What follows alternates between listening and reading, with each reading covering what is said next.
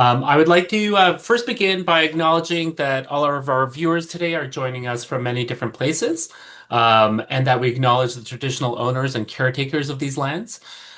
Specifically at the University of British Columbia, our Vancouver campus, I would like to acknowledge that we are gathered as uninvited guests on the traditional, ancestral, and unceded territory of the Coast Salish people, which includes the Musqueam, the Squamish, and the Tsleil-Waututh nations. If you are interested in learning more about the territory that you live and work on, please visit www.native-land.ca. I will put that in the chat box shortly. I do want to welcome everyone to the Dialogue on Aging public presentation series. It's co-hosted by the Edwin S.H Leong Centre for Healthy Aging in Providence Health Care. My name is Dr. Eli Putterman, and many of you are familiar with me, but just in case you're not, I am a professor at the UBC School of Kinesiology and the co-lead for community engagement at the Edwin S.H Leong Centre for Healthy Aging. The current theme for our dialogue today or for the past 3 months is climate change and aging. And I'm very thrilled to introduce our speaker for today's session, my colleague in the School of Kinesiology, Dr. Michael Koehle. Dr. Koehle has an MD and PhD and is the Director of Sport and Exercise Medicine at the University of British Columbia. He is a professor in both the School of Kinesiology and the Faculty of Medicine at UBC. His research focuses on the interaction between the human body and its environment, specifically how the body is affected by environmental stresses, such as high altitude, heat, and air pollution. He also practices sport and exercise medicine at the UBC Sport and Exercise Medicine Center. I will now pass it on to Dr. Koehle, and if people have questions, feel free to throw them in the chat as questions are coming into your mind. And at the end of the session, I will lead the Q&A portion of the session with Dr. Koehle. Thanks, Mike. Go ahead. Great. Thanks so much. I'm just going to share my screen here. Perfect. Thanks, Dr. Putterman, for that lovely introduction. And it's a pleasure to be here talking to everybody about climate change and really how that interacts with being physically active, which hopefully we know is important when we talk about aging. So just before we get started, I just have some disclosures. Organizations and companies I've worked for in the currently or in the recent past. Lululemon, Nike, the Canadian Sport Institute, and Athletics Canada. Okay, so hopefully it's not a surprise to everyone that it's important to stay physically active, and these are the current World Health Organization guidelines, and probably the key points are 150 to 300 minutes per week, and especially the bit about having some muscle strengthening, and for older adults in particular, focusing on components of balance and strength. And so that's of particular importance in older adults because falls are not only are they dangerous, but they're high risk for losing your independence and ability to live on your own. And so a big part of this focus on physical activity is being strong in our older years and having good balance. And this diagram is super busy, and the point is just sort of the general feel is that there's a lot of changes that happen with us as we age in terms of brain changes, cardiovascular changes, lung changes, muscle function, and so on. But if we look at the effects of physical activity or exercise, it's really effective at counterbalancing most of these changes. And so it shouldn't be a surprise to anyone that staying physically active is a really important part of healthy aging. But our theme is climate change right now. And so what I want to talk about is both heat and air pollution and how they can sort of interact with physical activity. And there's this concept of a syndemic or a synergistic epidemic, and that's when two medical conditions or epidemics can occur at the same time. And right now we're, as a society, struggling with an epidemic of physical inactivity. But then when we layer on heat and air pollution as part of climate change, we get this sort of double epidemic where people are already less active than they should be, and then they're concerned about the hot climate or the worse air quality. And these things can really synergize and lead to poor health outcomes. And so, really, the goal of today is to understand a little bit about air pollution and heat and how they affect the body and what we can do to safely stay physically active. So I'm going to start first by covering air pollution, and then we'll get to heat after that. And there'll be plenty of time for questions at the end. And so, in terms of air pollution, there we go. Air pollution is a key component of climate change, as is heat. And when I talk about air pollution, I'm not talking about greenhouse gases, which are things like carbon dioxide and methane, which are the two biggest contributors to climate change itself. But as a consequence of climate change, we're having more frequent heat waves, and that leads to more levels of ground level ozone. And so I'm going to talk about ozone for just a second. There's two key areas where we have ozone. So this is the planet here, the bottom right, and the stratosphere is this protective layer of the atmosphere. And you may recall in the 80s and 90s, there was a lot of discussion about how chlorofluorocarbons in our spray-on deodorant was creating holes in the stratosphere, holes in the ozone layer that increased our risk of radiation from the sun and things like sun cancer as a result. So through legislation, we have less of those chemicals like chlorofluorocarbons, and our ozone layer is in better shape. But when I talk about ground level ozone, I'm talking about ozone down where in the troposphere, which is where we live, ozone in the cities. And it's a gas that you can't see, but it is highly irritating, especially to the lungs and the respiratory system. And so with more heat waves, we have more ozone because the ground level ozone is created when energy from the sunlight converts other gases like oxides of nitrogen, nitrogen dioxide, and volatile organic compounds, converts them into ozone and causes that. And so when we had that heat dome a few years ago here in British Columbia, we had the highest recorded levels of ground level ozone at the same time as a result of that.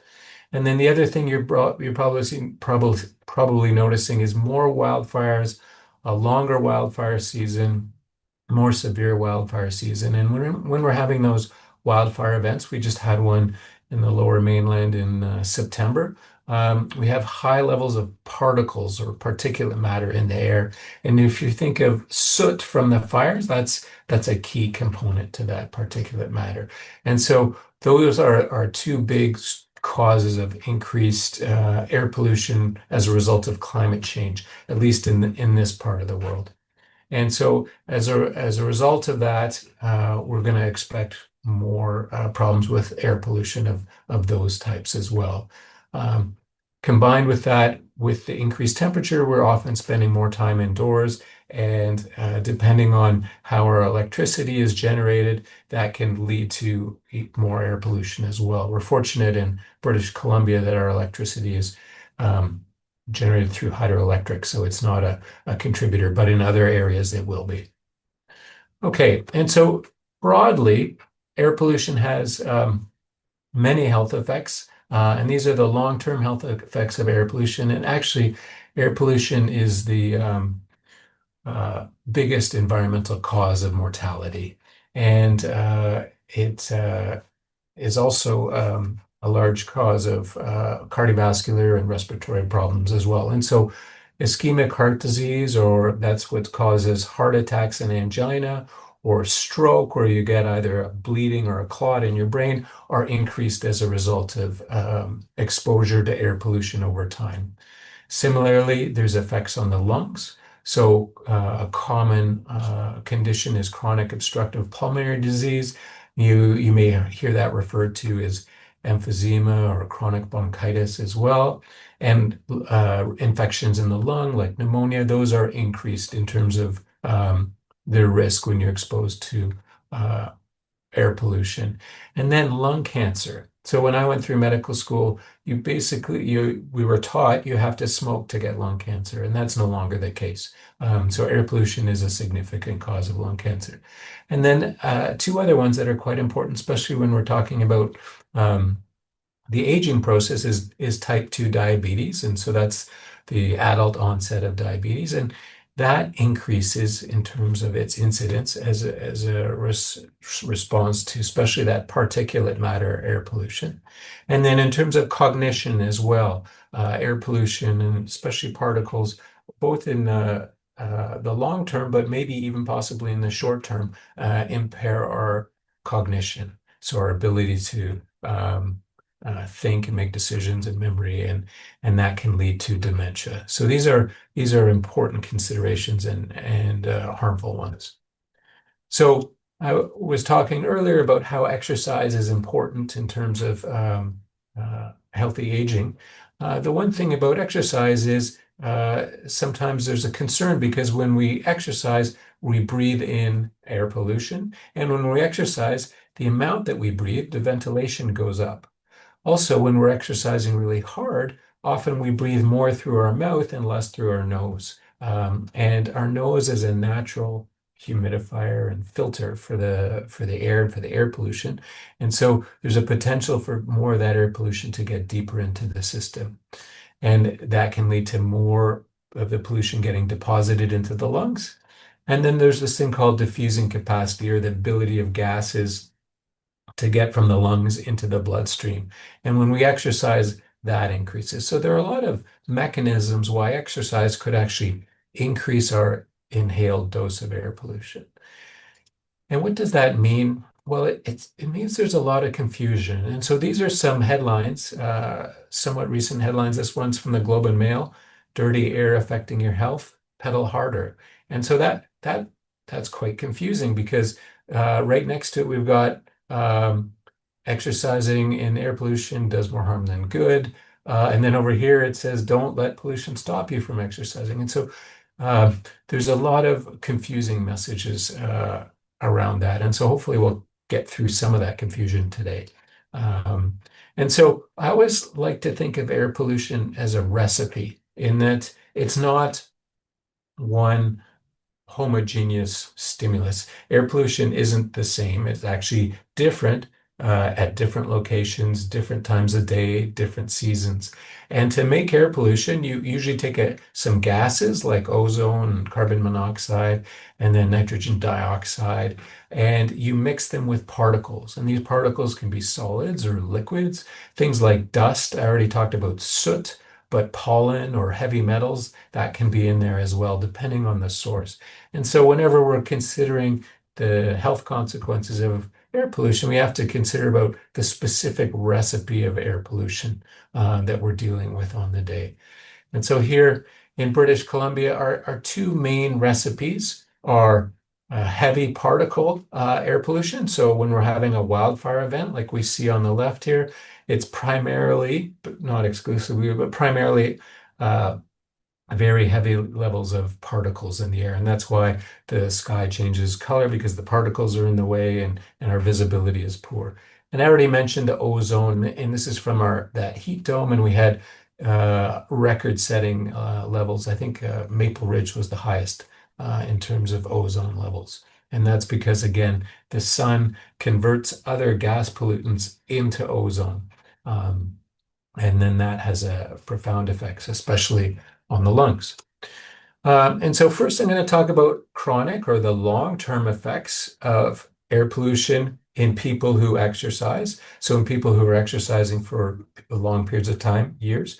And later on, I'll talk about the short-term effects, how you feel when you're exercising in air pollution.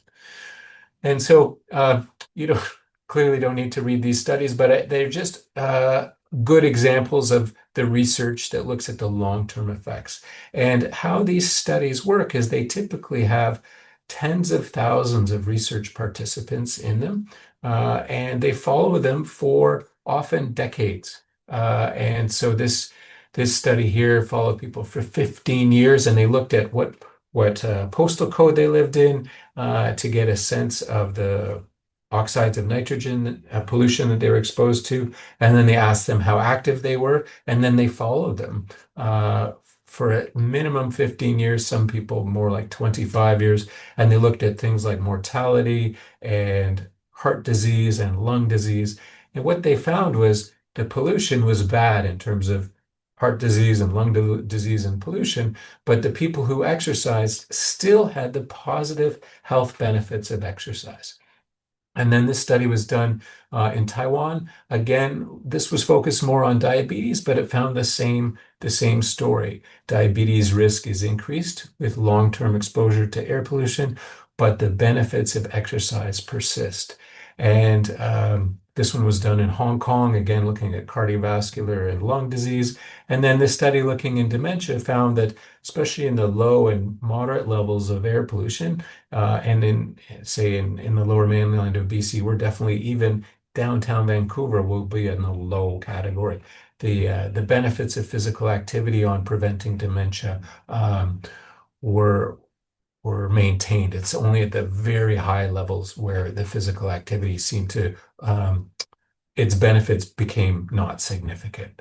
Not that it was harmful, it's just that the drop in uh, impaired cognition was not big enough in the highest level of air pollution. So really the take-home message from that is, yes, air pollution is bad for us. It's bad for our health across all many systems, lungs, hearts, brains, and the endocrine system. But exercise remains good.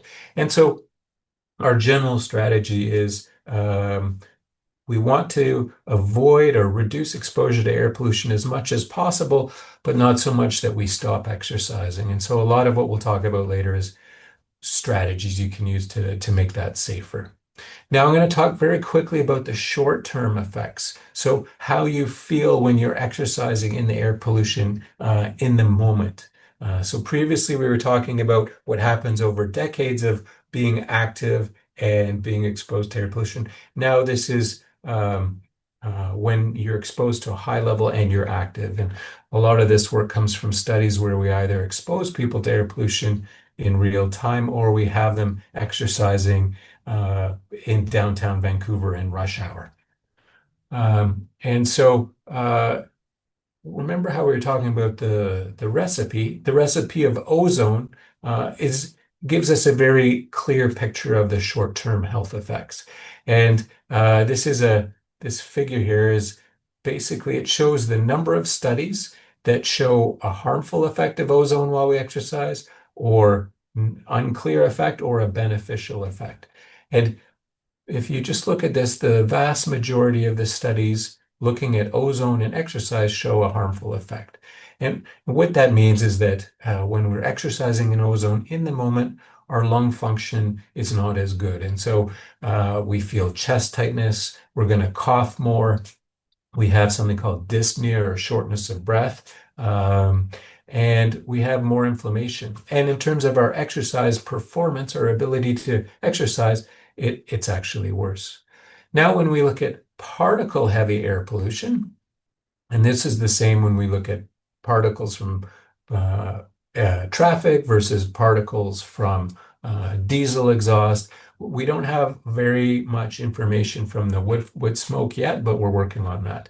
What we find is the opposite. We find very inconsistent effects. So in the moment, when people are breathing very high levels of air pollution, they may feel a little bit, notice the smell or maybe a dry throat, but it's not that clear that in the moment there's an effect on lung function and symptoms per se. That doesn't mean that particles aren't bad for you. Remember, they cause all those things we talked about at the beginning, but they take time to do that. In the moment, you may not feel it. And so for some people, that might actually be falsely reassuring. So a summary of this, there we go. The short-term health effects is that ozone in the moment, your lungs are you may cough, you're gonna feel chest tightness, and you're gonna have symptoms. If it's really heavy particles, you may not feel anything in the moment, but we do know that there's long-term negative effects of the air pollution. So now we're going to talk about strategies. And so all this comes from a guideline that we put together with a bunch of clinicians and researchers and actually coaches and athletes from around the world. And so there's a link will be available after the presentation so you can access this entire guidelines. But we're going to go through some of the key ones. And I think the most important thing for us to do is to monitor the air pollution. And we can look at air pollution in the moment, and we can also look at forecasts. And these are some of the tools that we use. And so a really good one is just the government website, weather.gc.ca. And especially in British Columbia, we have a lot of monitoring sites. And on this website, there's also an app that comes with this too that is free to use. You can, if you click around, you can find a bit of a forecast as well. I like this one. It's called Plume, like a plume of smoke. It's also freely available in that it does a really nice job of telling you what it's going to be like for the next 48 hours in terms of air pollution. Other ones are IQ Air as well, which is a helpful one. And it's very granular in that I'm right at UBC right now. It's going to give me a different forecast for UBC air pollution than it would for downtown Vancouver. And so it's quite helpful that way. And so by monitoring and using the forecasts, we can use that to do two things. We can figure out the best location to do physical activity because it is very variable. And so when we're having a particularly bad pollution in the Lower Mainland, often you'll notice that in southwest part of the Lower Mainland, say west parts of Richmond, the air quality is really much better than it would be in Deep Cove. And that's a lot of that is both weather with the onshore wind and then geography where the mountains can sometimes trap the pollution in there as well. And so if you have the ability to choose where you do your exercise, then you can actually reduce the dose of air pollution. And even changes as much as going to the center of a park as opposed to along the outside where the cars are, that will make a meaningful difference. And so a good example of this is a figure of Portland, Oregon. For three, each panel represents different pollutants, black carbon, NO, and then nitrogen dioxide. And the very dark red is the busy streets, and you can see the air pollution is very high there. But when we go away from those streets to these parks, you can see that the levels are much lower and lower for all of the pollutants. So location is important. And so using the apps that forecast as well as sort of a bit of common sense thinking, moving yourself away from the sources like industrial sources or traffic will make a difference. Then time is very important as well. And so both from a seasonal point of view, but especially from a time of day point of view. And so if we go here on the left, we have ozone. And if we look at the x-axis, that's a day. So from midnight to midnight on the x-axis. And then the y-axis is the ozone concentration. And what I want you to look at here is the lowest time of day for ozone is about 6, 7 in the morning. And so that's a good time to be active. And when we're thinking about heat later on in the presentation, that's also a good time to be active. And it's very low ozone levels then, because remember, ozone is created when the sunlight reacts with the other pollutants. And ozone is the worst at the end of the afternoon when the sun is the strongest. And that makes sense. When we move over to particles, and so this would come from wildfires or traffic or industrial, we have a dip in the morning, but we also have a dip in the late afternoon. And so this is where that recipe thing comes into effect. So if we're having a heat wave and the pollution is coming from ozone, then it's going to be bad in the late afternoon, and you can verify that with your forecast. But if it's mostly particles, it may actually be good in the late afternoon, which is a bit counterintuitive. And if people are interested, we can talk about that, why that is later. Masks are an interesting area for discussion. If you're wanting to wear a mask to reduce your exposure to air pollution, it has to be a mask that it has a good seal. And so From the pandemic, we know all about N95 masks. Sometimes they're called FFP2, especially in Europe, but those are masks that have quite a tight fit so that the particles get filtered out. And that is something that we know that they will reduce the particles that get into your system. They're not going to work for gases. So something like ozone, since it's a gas, the particle filter of a mask won't work. So that's again this recipe thing. So if we're in a high particle environment and you're doing some exercise, you could consider wearing a mask.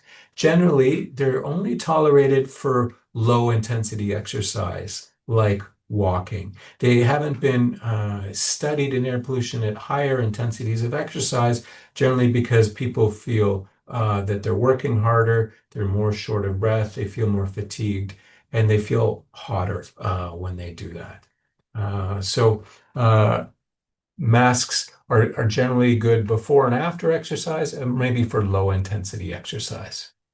What about indoors? And so indoors can make sense if the air quality is in fact better indoors. And so in British Columbia, in the majority of the homes, we don't have air conditioning with filtration as part of that. And so during a wildfire event, for most homes, especially detached houses, the level of particles indoors is very often very close to the level of particles outdoors. So what I want you to think about is it's not automatically better indoors, especially in a pollution situation. Things like commercial gyms and community centers, however, they often have better filtration and air conditioning. And so in those situations, those might be good, a good alternative, especially during a wildfire event. We want people to think, though, about indoor sources of air pollution as well. And so things like Zambonis or candles, which are a big source of particles, things like climbing chalk if you're climbing indoors, or even chemicals like the adhesives used to put down carpet. So if you go to a brand new gym, there's going to be a lot more indoor air pollution than a gym that's not quite so new.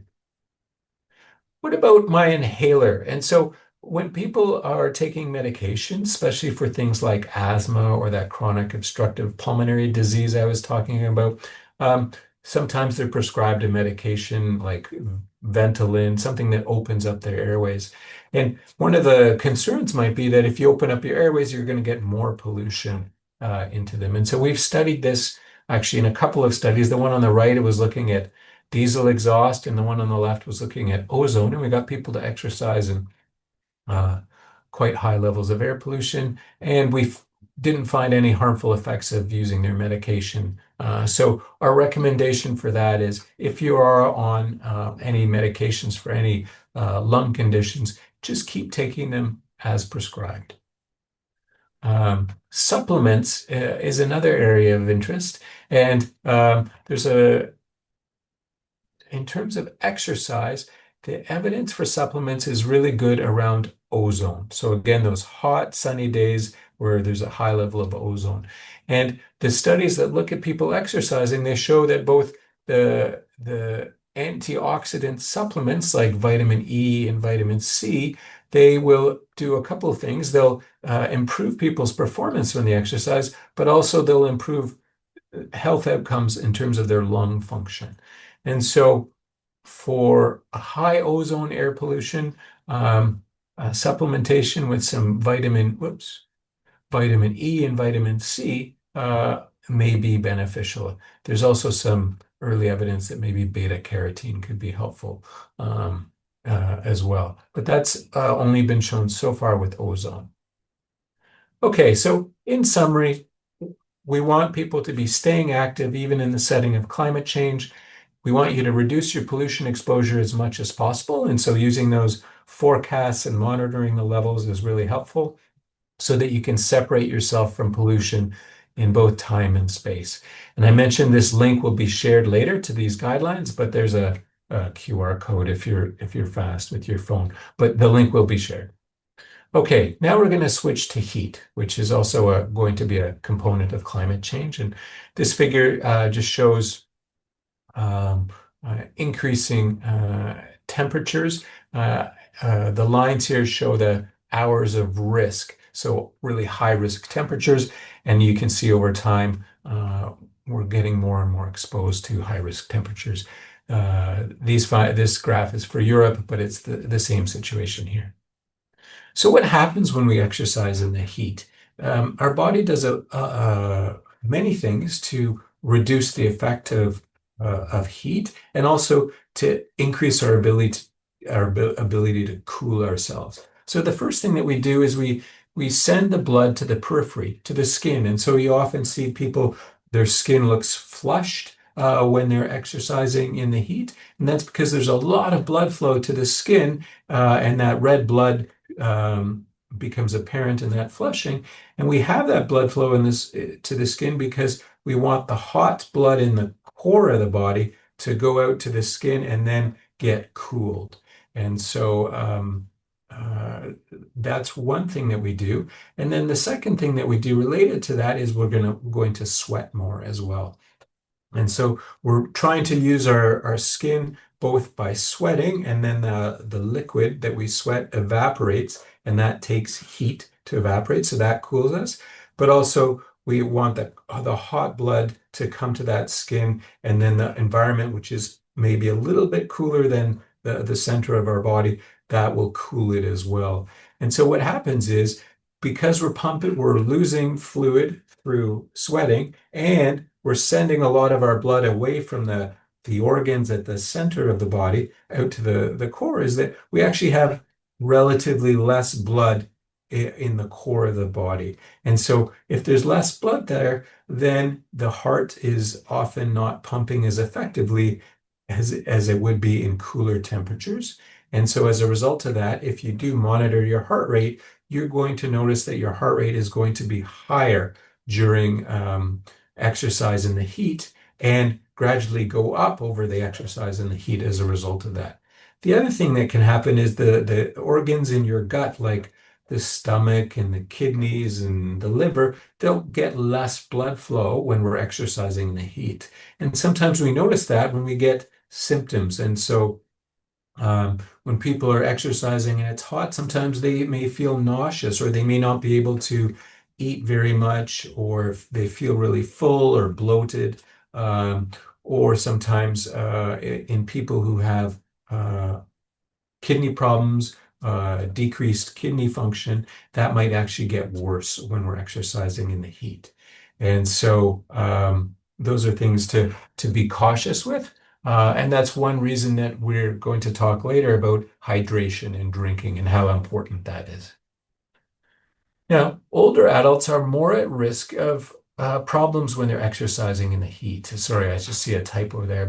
And there's several reasons for this. One is that in older adults, there's a higher prevalence of diabetes, high blood pressure, heart disease, and lung disease. And those four things seem to increase our risk of having a heat illness, like a heat stroke or a heat exhaustion. The other thing is, as we get older, we're more likely to be taking certain medications. So diuretics, which we use often for blood pressure, they reduce the fluid in our body. And then other medications like beta blockers, which we could use for heart conditions or for blood pressure, those can also affect the blood flow to the skin and our ability to cool ourselves.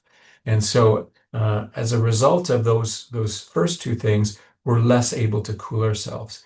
And then something else that happens as we get older is that our ability to sense the increase in temperature and turn that into things like sweating and drinking is decreased. And so if you have an older person who's healthy, they're generally going to want to drink less during exercise than a younger person. And so that's something to be aware of.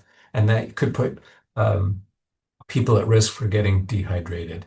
And then there seems to be some physiological changes as well. So decreases in sweating, decrease in heart function, and decrease in our ability to send that blood out to the periphery, out to the skin to cool. So there's a few reasons we're not as good at cooling when we exercise when it's hot. So we want to be a little bit more careful. And so these are from the National Institute of Aging, and these are just some uh, general advice for being active in the hot weather. And so we'll see some symptoms on the left here, things like you may feel dizzy or lightheaded, have some muscle cramps, the rapid pulse that I talked about, the nausea I talked about, often related to less blood flow to the stomach, and then you'll get swelling in your ankles and feet. And so some of the strategies that are important are drinking. We'll talk about that a bit more. Caffeine and alcohol do interfere with our ability to cool ourselves.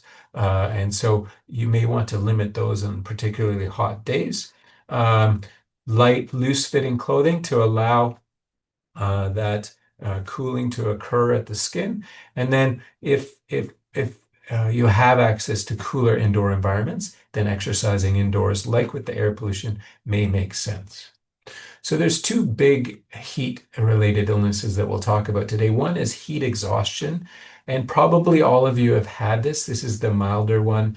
You feel thirsty, dizzy, weak. Sometimes you have kind of uh, a headache, bit of nausea, and you may be sweating more, but your skin may feel cold and clammy.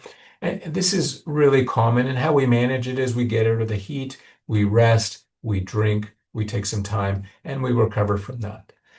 Now, the much more severe thing is something called heat stroke, and this is a medical emergency, and this is something that can cause death, certainly.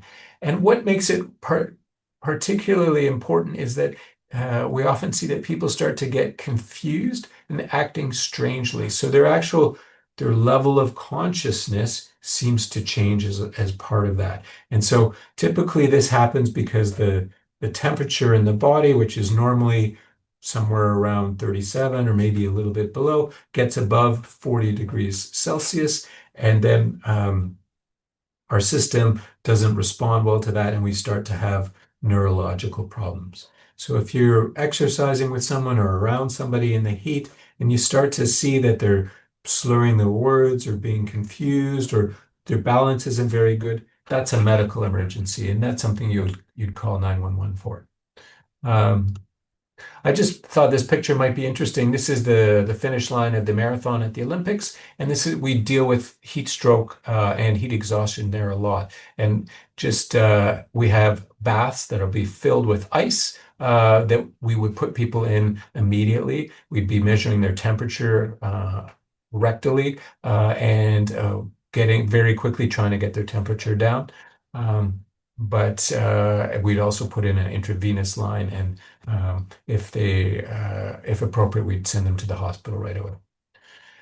So there are a few things we can do. One thing is that we can acclimate to the heat, and that typically takes about 7 to 10 days. And just being exposed to warm environments, being out and about during the heat, that can do it. And the other way that we can actually get some acclimation to the heat is things like hot tubs and saunas as well. There's also ways that we do it when we're working with elite athletes, where we would maybe have them work in a heat chamber and specifically target that. But really, for the focus of this, just being exposed to the heat is very helpful. And so over the course of a summer, you're going to have some acclimation, and you're going to be able to exercise more comfortably and with less risk. The other thing is hydration, and hydration can sometimes be a controversial area, but I really like this figure because it helps sort it out. In that, if you're doing activity that is less, these are the guidelines here. If you're doing low to moderate intensity exercise and it's lasting less than 60 minutes, then listening to thirst is probably good enough, especially if it's cool or warm. If you are doing very intense exercise or it's longer than that, then you should probably actually plan a hydration strategy. And so bring extra fluids, and drink ahead of thirst, drink regularly, and really focus on that to help prevent any issues. And so these are the sort of guidelines we stated, but ample fluids, sometimes stuff with salt in it, like Gatorade or Powerade or some of those sport drinks can be helpful. Or if you have water and you've got some salty foods like nuts, like trail mix, that's a good solution as well.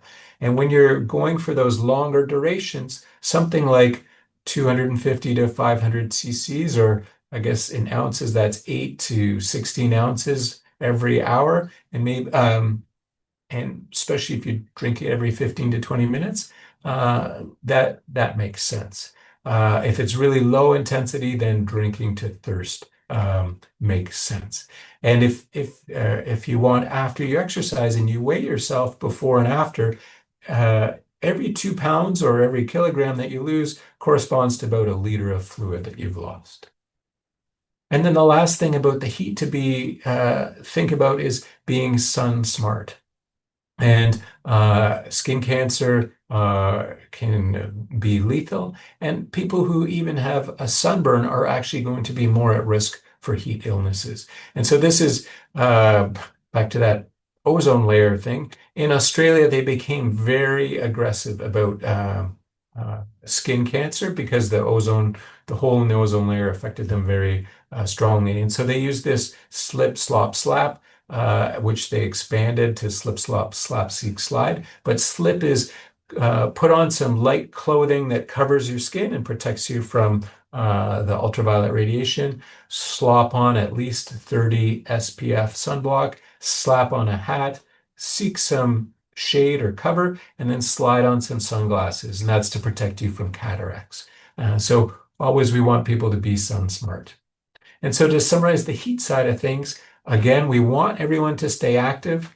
Older adults are going to be more at risk for heat illness. And the warning signs are confusion and acting strangely, and that is an emergency. That's a 911 emergency. And then in terms of strategies, hydration's important, acclimation's important, and cool clothing. And we can, in the question period, we could talk about other cooling strategies too, and then being sun smart. So that's all I was going to cover in the didactic portion of today, but I think we have plenty of time for questions now. Thank you, Mike. That was really, can you hear me? Yeah, perfect. Yeah, that was really interesting. Just as I wait to see when people have questions, and right now I don't see any just yet, unless I'm looking in the wrong thing. But I do, there's so much information out there.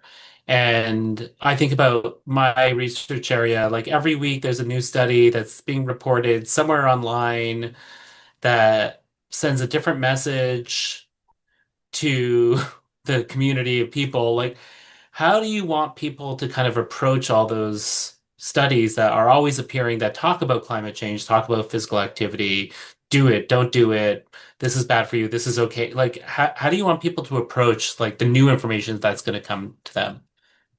Yeah, yeah, and that's sort of why I had that slide with all the newspapers. It's uh, when we have all these conflicting opinions, it's because it's an absence of good science, and we need to Mhm. sort of build that. Um, I think using the link in the guideline, I think, is a good idea. Using trusted sources, speaking with your physician is good. If there's specific questions, I should have put my email in here. People can reach out to me as well. Um, and yeah. Oh, I see the first question here is about radon.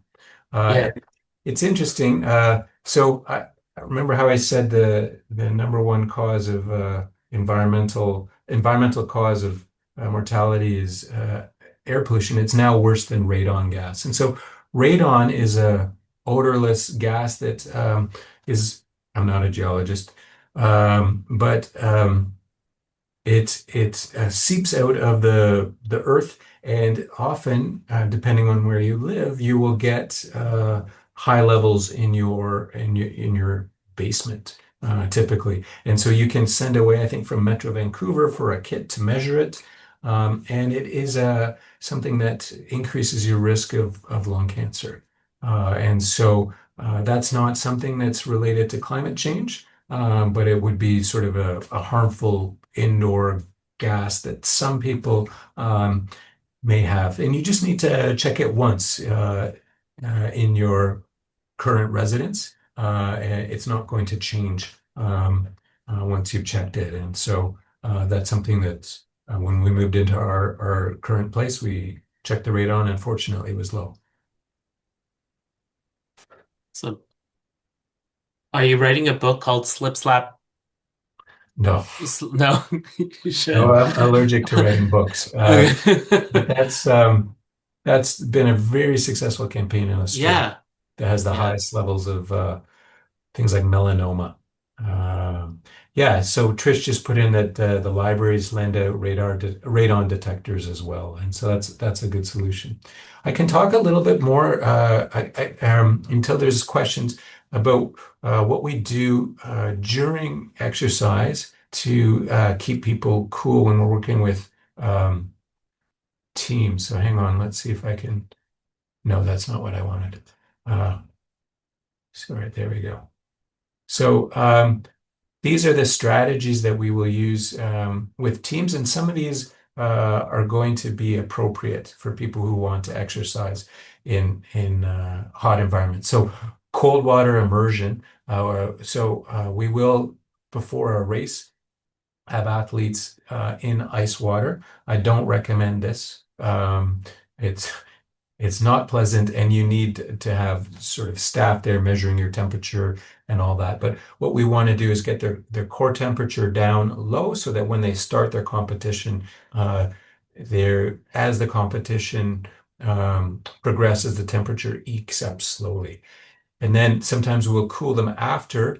And this is a big thing in track and field where you may have multiple heats in a day. So you race at 9 a.m. and then you for the semifinal, but then the finals at noon, we cool you down really quickly after the semifinal and to start your recovery.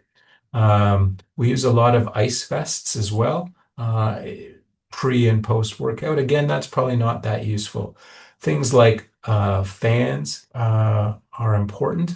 And actually, this is something that's new and a bit counterintuitive, but remember how I was saying that a key way that we stay cool is that we have a lot of blood flow to the skin and we sweat. And when we have a fan, what it does is it moves air quickly over the skin. The air picks up the heat, both from the increased blood flow to the skin and takes it away, but it also increases the rate of evaporation. And when water goes from the liquid to the gas phase, that requires energy, and so that takes heat out of the body as well. And they, for adults, sort of the end of older adults, sort of 80 plus, it's just emerged that fans are not that effective for cooling. And the reason is once you're in that age range, you're having less skin blood flow and less sweating. And so those key mechanisms that the fan relies on aren't helpful. And so that's something to be aware of. And so in that older age group, things like air conditioning are still going to work, but fans alone are not a sufficient strategy. Remember, though, the third slide that I said, uh, consistent physical activity can stop or reverse all of these age-related changes. And so someone who is a lifelong sedentary 80-year-old is probably going to have much less effective sweating and skin blood flow than an active 80-year-old that is uh, meeting the guidelines. I see in the chat another question. Um, fans with cooling towels work better. Yeah. Yeah, so and that what that's doing is it's actually kind of replacing the sweat is you by putting the cooling towel there, then the evaporation off the towel is cooling the air. So that's a good strategy as well, especially if we get another heat dome. Um, the other thing that we use a lot when we're talking about towels is we use it a lot during exercise. And so for people, if they have access to a cooler near where they exercise, we just have ice water with towels in there, and then you just take that towel out and then you put it around your neck. And in the neck, we have a lot of large blood vessels that are close to the skin, and so a cold towel around the neck is a refreshing and effective way to get that core temperature down a little bit. We also do that with hats as well. And so stick the hat in a cooler of ice water. And sometimes you'll have a couple of ice cubes under the hat, and then you put the hat on. Whoops, in cycling, they'll use socks full of ice and they stick them down their jerseys at the back. Um, and then slurries, so kind of like a Slurpee from 7-Eleven or a slushy from elsewhere. Those have been shown to be particularly helpful in really cooling the temperature down, just because you get that into your stomach and it takes so long to heat back up. So those are some of the things that we use with say when we go to the Olympics when it's in a hot place, which it seems to be always these days. LA is going to be hot. Paris was hot. Tokyo was the hottest one on record. And so these are often issues. Um, what else did I cover? Mike, I have a question for you. Yeah. So in your studies in the lab and other people's studies in the lab, your first half of the talk was on air pollution and particulates, and if that's the right word, Yeah. and uh, the difference between these longitudinal studies where people are chronically exercising or, using the word chronically as like long-term exercise as opposed to something bad, that they're just regularly exercising, that air pollutants at very high extremes seems to then impact, but in general, it's still okay to exercise and it's beneficial to exercise. You don't lose the benefits of exercise. In the short term, in these acute studies where people do them in the lab to look at performance in like with or without air pollutants in kind of those spaces that you have that are enclosed in these glass compartments or plastic compartments, and then people are biking. How often are these studies done with older adults, or is it mostly in athletes and young people? Uh, that's almost never in older adults. There's lots of groups that are under-researched in there, but certainly older adults are part of that. There's some field studies, and so we just finished one on older adults. Well, everyone had to be over 55 and that had high blood pressure. And so that's an area that we're sort of moving into. And there was a study on people with, again, it was more of a field study on people with chronic obstructive pulmonary disease. In the past, 20 or so years ago, 20 to 30 years ago, they did a few studies on older adults with very high levels of pollution in California. But we're going to get back into that. And then also um, people with disabilities. We don't know anything about. There have been no studies there. Um, Pregnancy, none. And so, yeah, there's lots of areas that we need to keep moving into. Right. Definitely. Yeah. And I'm going to ask you one other question, if that's okay. Yeah. Um, So I know I start my first question with like, how do we decipher all the information that's out there that's coming in on a weekly basis, bi-weekly basis, whatever, in the news or on Facebook or on social media? But that was that question. But I also wonder, in a way, people are scared of climate change. And we could tell people it's okay to still work out, even though there's things going on, but people's fears are still their fears, right? And it's really hard to counter kind of like what we think is our intuitive sense of I shouldn't be exercising outside because of climate, um, versus actually it's still okay within conditions, right? How do you suggest that people kind of use their psychology to counter? What are your suggestions there? Yeah, I like the question, the angle you're coming from because it's really messaging, right? And I think the whole climate change, the problem with climate change a lot is the messaging, in Hmm. that it's all uh, negative health effects, negative effects on the economy and all that. And so what we need to do is and I guess also the negative effects of the mitigation strategies as well. And so what we need to, I think what we're trying to focus on is safe ways to exercise. And but it's difficult. I think and that's where I was talking about that syndemic at the beginning, in that um, everyone has all these barriers to being physically active already, right? And Yeah. then we have more barriers, heat and air pollution on top of all the other barriers. And I think I always try to think about, you know, my job when I work in the clinic and I'm working with people who want to be active. My job is to remove those barriers as much as possible. And if it's information around heat and pollution, or if it's a sore knee or whatever, I'm trying to get those barriers out of the way. Right. Yeah. And yeah, so and for people that think, oh, I'm too old to go to sports medicine, the median age of patients in my practice is 54.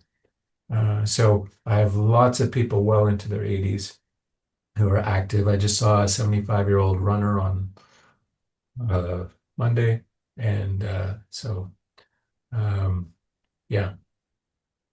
Um, uh, Ice water for cooling body temperature in elderly is not recommended.